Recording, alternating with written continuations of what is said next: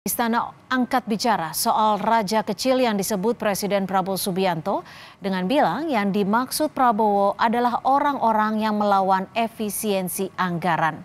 Kepala Kantor Komunikasi Kepresidenan Republik Indonesia Hasan Nasbi bilang soal raja kecil ini tidak menunjuk nama tertentu, tapi Presiden Prabowo tahu siapa saja orang yang menolak adanya efisiensi anggaran yang dilakukan. Tidak menunjuk nama tertentu lah, tapi ada saja. Ya, jangan memaksakan ini, kan Presiden tahu lah ini orangnya siapa gitu.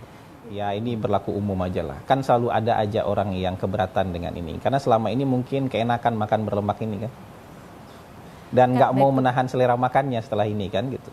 Jadi adalah ini berlaku umum lah. Ada aja di beberapa tempat ada aja orang yang resisten dengan ini, tapi kita kan nggak anti dengan masalah-masalah, nggak anti dengan orang yang seperti ini. Jadi yang jelas kita harus jalan terus nih. Kita nggak tidak akan menutup mata bahwa ada orang yang menolak.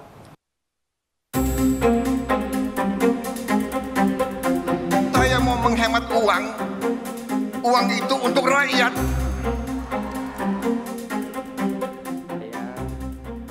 Tak hanya sejumlah kementerian, efisiensi juga berimbas pada anggaran Komisi Pemilihan Umum.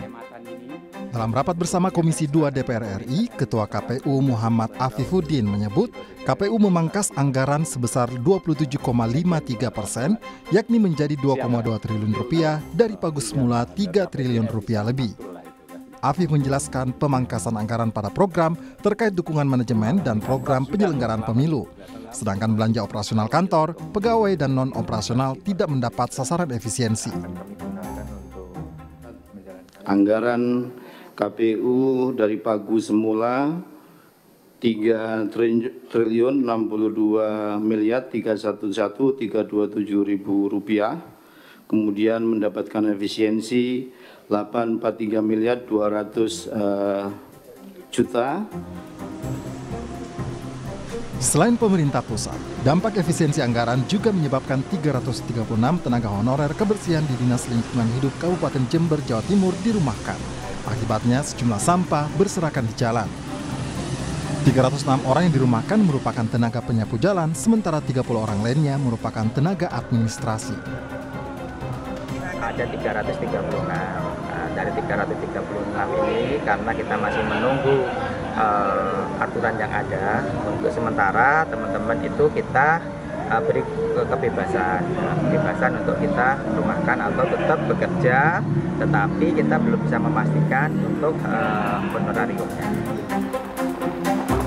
Tak hanya pemutusan hubungan kerja, pengetatan anggaran juga menyebabkan dana alokasi khusus yang semestinya digunakan untuk perbaikan jalan di Kulon Progo terpaksa dicoret. Jalan penghubung antara Kecamatan Lendah, Panjatan hingga Wates yang sedianya akan diperbaiki tahun ini terpaksa dibatalkan. Dinas Pekerjaan Umum Perumahan dan Kawasan Permukiman atau DPU-PKP Kulon Progo menyebut dibatalkannya perbaikan jalan setelah mereka menerima surat keputusan Menteri Keuangan RI nomor 29 tahun 2025 soal penyesuaian rincian alokasi transfer ke daerah. Dari surat itu, dana alokasi khusus bagian infrastruktur dikurangi sebanyak 23 miliar rupiah.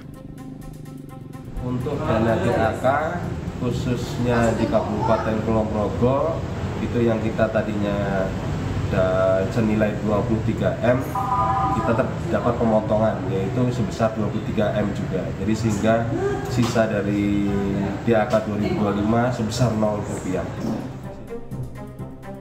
Pemerintah mengumumkan kebijakan efisiensi anggaran dilakukan dengan tujuan memperbaiki pengelolaan keuangan negara yang selama ini disorot karena dianggap tidak efisien dan sering tidak tepat sasaran. Efisiensi anggaran harus benar-benar dilakukan untuk menghilangkan pemborosan anggaran yang tidak tepat sasaran dan jangan sampai malah memunculkan masalah baru, terlebih jika berdampak pada lembaga satuan kerja yang berdampak pada pelayanan publik. Tim Liputan, Kompas TV.